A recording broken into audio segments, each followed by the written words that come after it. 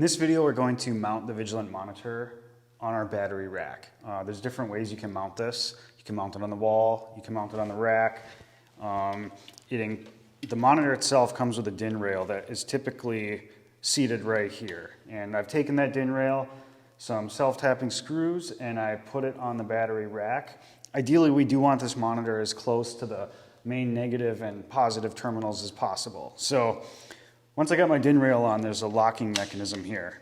Just pop it up, pop it down. In order to actually open this all the way, you do need to remove these two front covers, which you just loosen these screws and the covers come off.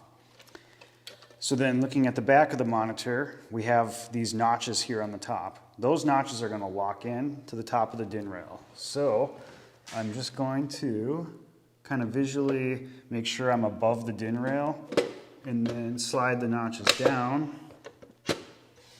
Now before you let go, just give it a tug to make sure it's actually on there so that you don't just put it on there and then the monitor falls on the floor.